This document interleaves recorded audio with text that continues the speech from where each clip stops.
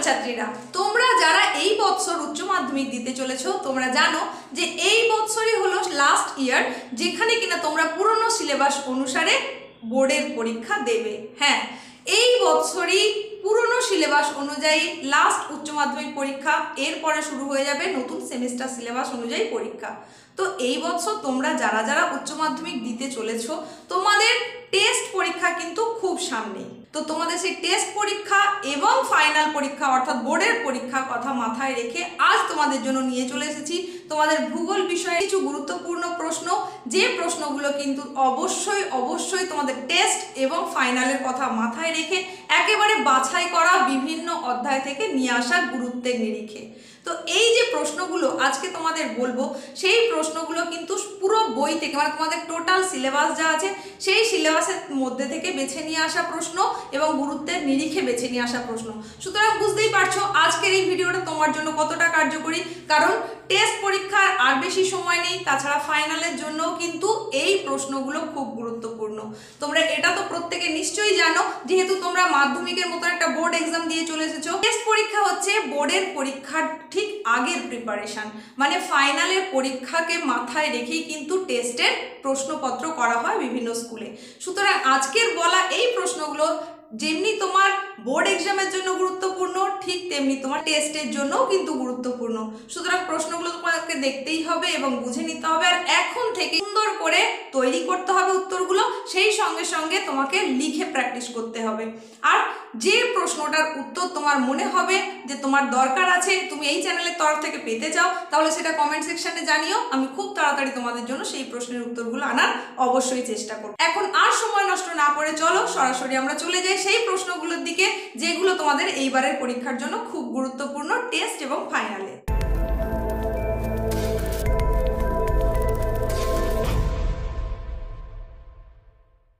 দেখো, তোমাদের পরীক্ষার যে বড় প্রশ্ন সেই প্রশ্নগুলো আসে 7 মার্কের, মোট 5টা করতে হয়। তবে 7 মার্কটা তো আর পুরোপুরি 7 হিসাবে আসে না, সেখানে পার্ট আকারে আসে। 4-3 হতে পারে, 2-2-3 হতে পারে, 5-2 হতে পারে। তো এই যে তোমাদের পরীক্ষায় পার্ট আকারে প্রশ্নগুলো আসবে, তার মধ্যে যে প্রশ্নগুলো গুরুত্বপূর্ণ 4 এবং 5 মার্কের জন্য সেই প্রশ্নের সম্ভারই আজকের ভিডিওতে থাকছে। অর্থাৎ তোমাদের টোটাল সিলেবাসে বিভিন্ন অধ্যায় থেকে গুরুত্বপূর্ণ 4 অথবা 5 মার্কে আসতে পারে এমন প্রশ্নের সম্ভারই থাকছে আজকের ভিডিওতে। ভিডিওটা প্রথম থেকে শেষ পর্যন্ত মনোযোগ সহকারে দেখে নাও এবং প্রশ্নগুলো বুঝে নাও, আর সেই অনুযায়ী নিজেকে প্রিপেয়ার করো। দেখে নাও প্রশ্নগুলো।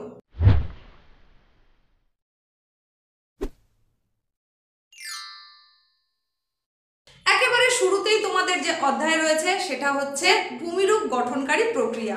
এই অধ্যায় থেকে তোমাদের 5 মার্কের জন্য যে প্রশ্নটা খুবই গুরুত্বপূর্ণ সেটা হচ্ছে সমুদ্র তরঙ্গের ক্ষয় অথবা সঞ্চয় কার্যের ফলে গড়ে ওঠা ভূমিরূপগুলি আলোচনা করো চিত্রসহ।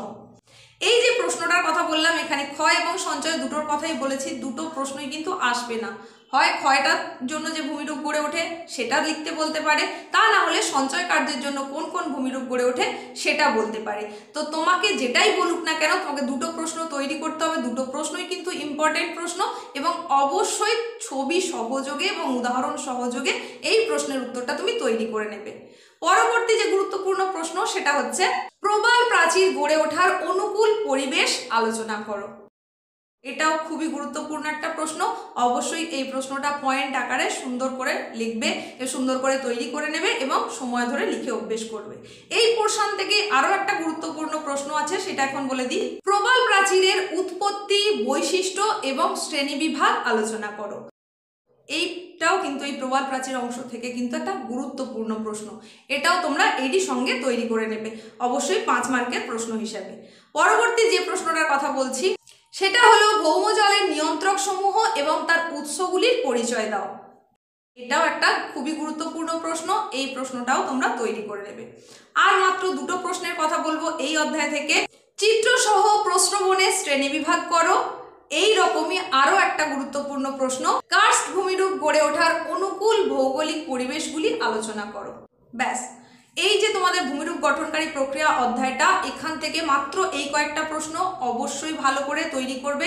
আর তোমাদের যে প্রশ্নটা বললাম চিত্রসহ প্রশ্রবণের শ্রেণীবিভাগ, সেটাও কিন্তু খুব সুন্দর করে ছবিগুলো করবে। মানে যে যে প্রশ্নের উত্তর লিখতে গিয়ে ছবি দেওয়া সম্ভব, সেখানে অতি অবশ্যই তোমরা ছবি দেবে। বিশেষত 5 মার্কের যে প্রশ্নগুলো সেখানে কিন্তু ছবি এবং তার উদাহরণ অবশ্যই দেওয়ার চেষ্টা করবে। এই ছবির ওপরেও কিন্তু কিছুটা মার্কস ডিপেন্ড করে থাকে। এর পরবর্তী যে অধ্যায় সেটা হচ্ছে ক্ষয়চক্র। এই ক্ষয়চক্র অধ্যায় থেকে মাত্র 3টে প্রশ্নের কথা তোমাদের বলবো, যে প্রশ্নগুলো তোমরা অবশ্যই টেস্ট এবং ফাইনালের জন্য ভালো করে তৈরি করে নেবে।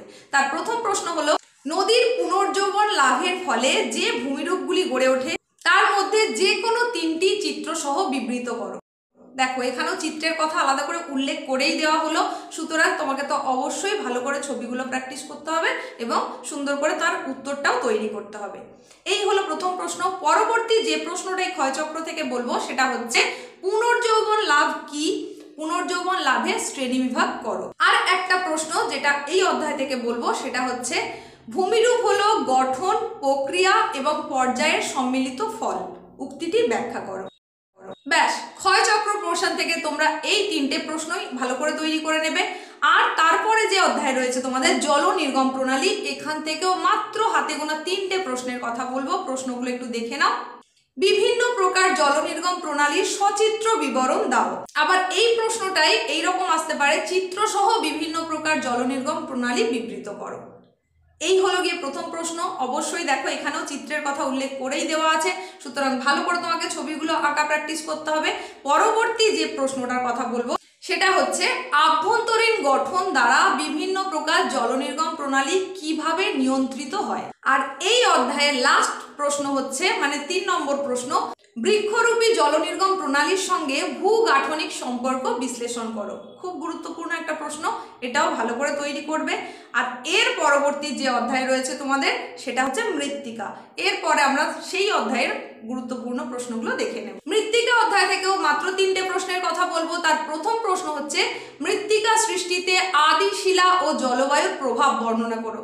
ভেরি ভেরি ইম্পর্টেন্ট একটা প্রশ্ন, সুতরাং এই প্রশ্নটা তো অবশ্যই ভালো করে তৈরি করবে এবং সুন্দর করে গুছিয়ে লিখবে, যাতে পরীক্ষক তোমাকে ফুল মার্কস দিতে বাধ্য থাকে।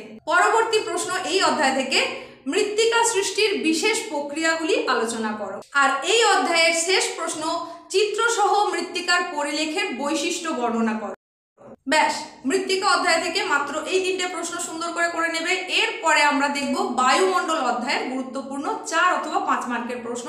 সেখানেও কিন্তু আমি মাত্র 3টে প্রশ্নের কথা তোমাদেরকে বলবো। দেখে নাও প্রশ্নগুলো। বায়ুমণ্ডল অধ্যায়ের সব থেকে গুরুত্বপূর্ণ, হ্যাঁ ভেরি ভেরি ইম্পর্টেন্ট একটা প্রশ্ন, যেটা তোমাকে এই বছরের পরীক্ষার জন্য টেস্ট এবং ফাইনালের জন্য অবশ্যই তৈরি করতে হবে, সেটা হচ্ছে, উপযুক্ত চিত্র সহ নাতিশীতোষ্ণ ঘূর্ণবাতের জীবনচক্রের পরিচয় দাও। খুব গুরুত্বপূর্ণ একটা প্রশ্ন, অবশ্যই ছবিটা তোমাকে এখন থেকেই আঁকা অভ্যেস করতে হবে এবং এই প্রশ্নটা তুমি ধরে নিতে পারো পরীক্ষায় এসেই গেছে, সেইভাবে তুমি প্রশ্নের উত্তরটা তৈরি করো। আর দ্বিতীয় গুরুত্বপূর্ণ যে প্রশ্নটা এই বায়ুমণ্ডল অধ্যায় থেকে বলবো সেটা, বায়ু প্রবাহের ত্রিকোষ মডেল চিত্র সহ ব্যাখ্যা করো। এটাও খুব গুরুত্বপূর্ণ। আর দেখো এটা লক্ষ্য করো, 4 বা 5 মার্কের জন্য যে গুরুত্বপূর্ণ প্রশ্নগুলোর কথা বলছি তোমাদের প্রত্যেকটাতেই প্রায় উল্লেখই করা থাকছে চিত্রসহ। সুতরাং বুঝতেই পারছো যে ছবির জন্য কিন্তু আলাদা মার্কস ধার্য থাকে, সুতরাং অবশ্যই ছবিকেও প্রাধান্য দিতে হবে তোমাকে এই 5 মার্কসের প্রশ্নের জন্য, 4 বা অথবা 5 মার্কসের প্রশ্নের জন্য। দেখে নাও নেক্সট কোশ্চেন, জাঙ্গল বা মরু উদ্ভিদের শ্রেণীবিভাগ করো এবং পরিবেশের সাথে এদের অভিযোজনগত সম্পর্ক আলোচনা করো। ব্যাস, এই মাত্র 3টে প্রশ্ন তোমরা বায়ুমণ্ডল অধ্যায় থেকে ভালো করে তৈরি করে নেবে। আর পরবর্তী যে অধ্যায়টা তোমাদের রয়েছে সেটা হচ্ছে কৃষি। কৃষির পোর্শন থেকে আমি কিছু প্রশ্নের কথা তোমাদের বলছি, দেখে নাও কোন প্রশ্নগুলো। তোমরা জানো কৃষি এই অধ্যায়টা একটু বড় অধ্যায় এবং এখান থেকে কিন্তু প্রশ্ন থাকবেই, তাই আমি এখান থেকে তোমাদের যে প্রশ্নগুলোর কথা বলবো তাদের সংখ্যাটা একটু বেশি। এখান থেকে আমি 5টা প্রশ্নের কথা বলবো, এই প্রশ্নগুলো তোমাকে ভালো করে করতেই হবে। দেখে নাও কোন প্রশ্নগুলোর কথা বলছি। প্রথমেই যে গুরুত্বপূর্ণ প্রশ্নটার কথা বলবো সেটা হচ্ছে, চা, কফি, গম অথবা ইক্ষু উৎপাদনের অনুকূল পরিবেশ আলোচনা করো। দেখো এখানে আমি 4টের কথা বলেছি, চা, কফি, গম আর ইক্ষু। এর মধ্যে তোমরা 4টেই তো আসতে পারে না, যে কোনো একটা আসতে পারে, তবে সেক্ষেত্রে বলবো কফি, এই প্রশ্নটা আসার সম্ভাবনা কিন্তু বেশি, মানে কফি উৎপাদনের অনুকূল পরিবেশ আলোচনা করো। তবে এই পোর্শন থেকে 4টেই তৈরি করবে। আর এই প্রশ্নের উত্তরগুলো এই রকমই, মানে প্রায় একই ধরনের হয়ে থাকে। পয়েন্টগুলো একই রকম হয়ে থাকে। সেই পয়েন্টগুলো যদি তুমি মনে রাখতে পারো তাহলেই হবে। তার সঙ্গে সঙ্গে শুধুমাত্র এক একটার ক্ষেত্রে তার উষ্ণতাটা, বৃষ্টিপাতেরটা আর মাটির যে ধরন বা ভূমির প্রকৃতি সেটা বদলে বদলে যায়, বাকি পয়েন্টগুলো কিন্তু একই থাকে। সুতরাং তোমার মনে রাখাটা কিন্তু সহজ। সেক্ষেত্রে আমি বলবো যাতে আরও ভালো করে মনে থাকে তার জন্য একটা টেবিল বানাবে, সেখানে অনুকূল পরিবেশগুলো এক একটা কলাম করবে, আর নিচে নিচে চা, কফি, গম, ইক্ষু এইগুলো তোমরা করবে। তাহলে পাশাপাশি যদি থাকে উষ্ণতার ওটা একটা, তারপর বৃষ্টিপাতের একটা, ভূমির প্রকৃতি একটা, বাকি যে পয়েন্টসগুলো আছে সেইগুলো যদি আলাদা আলাদা পাশাপাশি থাকে তাহলে সেখানে কিন্তু তুলনা করে তুমি পড়তে পারবে ভালোভাবে এবং মনে রাখাটাও খুব সহজ হবে। তবে এই প্রশ্নটা কিন্তু খুবই গুরুত্বপূর্ণ একটা প্রশ্ন, এবং সব থেকে গুরুত্বপূর্ণ বললাম কফি উৎপাদনের অনুকূল পরিবেশ, এই প্রশ্নটার উপরে বেশি করে জোর দেবে। দেখে নাও পরবর্তী প্রশ্ন। দক্ষিণ ভারতে কফি চাষের উন্নতির কারণগুলি বর্ণনা করো। এটাও খুবই গুরুত্বপূর্ণ একটা প্রশ্ন, আর এই প্রশ্নটার মতোই আরো একটা গুরুত্বপূর্ণ প্রশ্নের কথা বলবো এই কৃষি অধ্যায় থেকে। সেটা হচ্ছে শ্রীলঙ্কায় নারকেল উৎপাদন বিখ্যাত কেন? খুবই গুরুত্বপূর্ণ একটা প্রশ্ন। এই প্রসঙ্গে তোমাদের বলে রাখি, যে যে প্রশ্নগুলো তোমাদের এখন বলছি তাদের মধ্যে অধিকাংশ প্রশ্নেরই উত্তর কিন্তু চ্যানেলে আগে থেকেই করে দেওয়া আছে। তোমাদের যদি প্রয়োজন মনে হয় তাহলে সেগুলো অবশ্যই দেখে নেবে। আর যে প্রশ্নের উত্তরগুলো চ্যানেলে এখনো অবধি আপলোড করা হয়নি, যদি সেগুলো তোমাদের প্রয়োজন হয়ে থাকে সেটাও জানিও কমেন্ট সেকশনে, অবশ্যই তোমাদের জন্য খুব তাড়াতাড়ি নিয়ে আসার চেষ্টা করব। দেখে নাও পরবর্তী প্রশ্ন। নিবিড় কৃষির মাথাপিছু উৎপাদন কম কেন? এটাও একটা গুরুত্বপূর্ণ প্রশ্ন। আর একেবারে শেষে এই অধ্যায়ের যে প্রশ্নটার কথা বলবো সেটা হলো ভূমধ্যসাগরীয় জলবায়ু অঞ্চল ফল উৎপাদনে বিখ্যাত কেন? ব্যাস, কৃষি পোর্শন থেকে তোমরা মাত্র এই 5টা গুরুত্বপূর্ণ প্রশ্ন খুব ভালো করে দেখে রাখবে। আর পরবর্তী যে অধ্যায় সেটা হচ্ছে শিল্প, দেখে নাও শিল্প থেকে কোন কোন প্রশ্নগুলো তৈরি করবে। তবে তার আগে বলি, চ্যানেলে যদি তুমি প্রথম হয়ে থাকো, এখনো যদি সাবস্ক্রাইব না করে থাকো, তাহলে অবশ্যই তোমাকে চ্যানেলটাকে সাবস্ক্রাইব করতে হবে এবং পাশে থাকা নোটিফিকেশন বেল আইকনটাকে অল করতে হবে। তার কারণ এই রকম গুরুত্বপূর্ণ সাজেশন পাওয়ার জন্য, প্রশ্নের উত্তর পাওয়ার জন্য, এমসিকিউ প্রশ্নোত্তর পাওয়ার জন্য এবং গুরুত্বপূর্ণ আপডেট পাওয়ার জন্য অবশ্যই তোমাকে চ্যানেলটাকে সাবস্ক্রাইব করে রাখতে হবে। আর যদি আজকের এই ভিডিওটা তোমার ভালো লেগে থাকে তাহলে খুব সহজেই তুমি একটা লাইক করে দিতে পারো আর তোমারই বন্ধুদের মধ্যে শেয়ার করে দিতে পারো। যদি তোমার কিছু জানার থাকে বা জানানোর থাকে তাহলে অবশ্যই সেটা কমেন্ট সেকশনে জানাতে পারো। দেখে নাও শিল্প অধ্যায় থেকে গুরুত্বপূর্ণ প্রশ্নগুলো। এই অধ্যায় থেকে তোমাদের আমি 4টে প্রশ্নের কথা বলবো। তার প্রথম গুরুত্বপূর্ণ প্রশ্নটা হচ্ছে পশ্চিম ভারতে কার্পাস বয়ন শিল্পের কেন্দ্রীভবনের কারণ আলোচনা করো। আর দ্বিতীয় প্রশ্ন, কানাডায় কাগজ শিল্পের উন্নতি লাভের কারণ কি? এটাও একটা খুব গুরুত্বপূর্ণ প্রশ্ন। এগুলো অবশ্যই পয়েন্ট আকারে উত্তর লেখার চেষ্টা করে। আর পরবর্তী যে গুরুত্বপূর্ণ প্রশ্নটার কথা বলছি সেটা হচ্ছে পূর্ব ও মধ্য ভারতে লৌহ ইস্পাত শিল্পের উন্নতির কারণগুলি লেখো। আর লাস্ট প্রশ্ন এই পোর্শন থেকে, অর্থাৎ শিল্প অধ্যায় থেকে শেষ যে প্রশ্নটার কথা বলবো সেটা হলো কাঁচামালের অভাব থাকা সত্ত্বেও জাপানে লৌহ ইস্পাত শিল্প গড়ে ওঠার কারণ কি? ব্যাস, এই প্রশ্নগুলোই এই পোর্শন থেকে তোমরা করবে, অর্থাৎ শিল্প অধ্যায় থেকে মাত্র এই কয়েকটা প্রশ্নের কথাই বললাম। আর এরপরে তোমাদের যে অধ্যায়টা রয়েছে সেটা হচ্ছে জনসংখ্যা ও জনবসতি, সেখান থেকেও গুটি কয়েক প্রশ্নের কথাই বলছি। দেখে নাও প্রশ্নগুলো। তবে প্রশ্নগুলো বলার আগে বলি, এই যে তোমাদের পুরো সিলেবাসের ওপরে গুরুত্বপূর্ণ 4 অথবা 5 মার্কের প্রশ্নের কথা তোমাদের বলছি, এর আগেই কিন্তু চ্যানেলে আগে থেকেই তোমাদের অধ্যায় ভিত্তিকভাবে সাজেশন আপলোড রয়েছে। অর্থাৎ তোমাদের প্রত্যেকটা অধ্যায় থেকে আলাদা করে গুরুত্বপূর্ণ 2 মার্কের প্রশ্ন, 3 মার্কের প্রশ্ন, 4 অথবা 5 মার্কের প্রশ্ন, এমনকি পার্থক্য, গুরুত্বপূর্ণ পার্থক্য কি কি আসতে পারে ওই অধ্যায়ের উপরে, সেই ভিডিও কিন্তু চ্যানেলে আগে থেকেই আপলোড আছে। তোমরা যদি দেখে থাকো তাহলে তো আর কোনো কথাই নেই। যারা এখনো দেখোনি, দেখে ওঠা হয়নি, তাদেরকে বলবো প্লেলিস্ট চেক করো, সেখান থেকে দেখে নাও।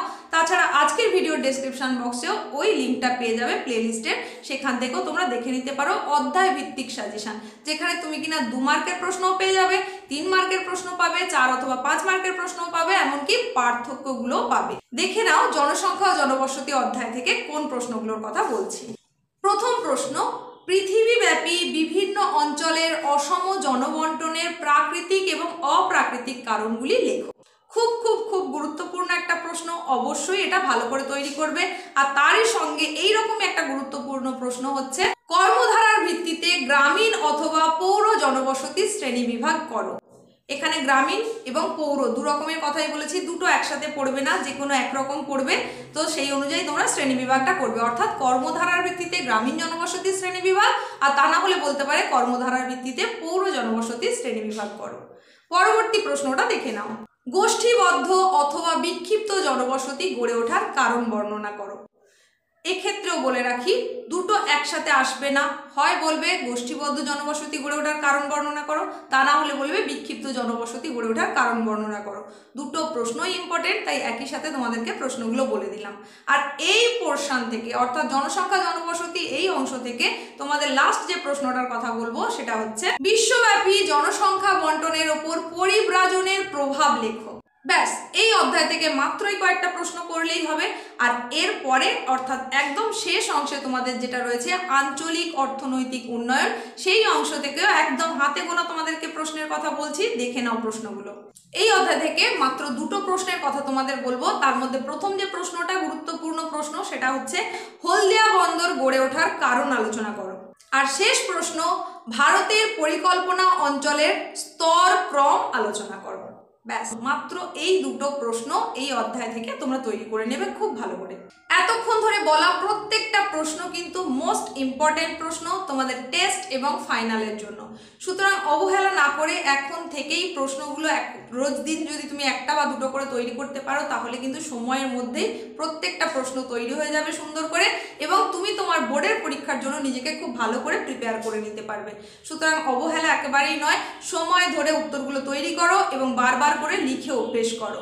এতক্ষণ তোমাদেরই সঙ্গে ছিলাম আমি, তোমাদের এসপি ম্যাম। পরবর্তীতে এইরকমই গুরুত্বপূর্ণ কিছুর সঙ্গে আবার চলে আসছি। প্রত্যেকে সুস্থতা কামনা করে এখানেই শেষ করলাম।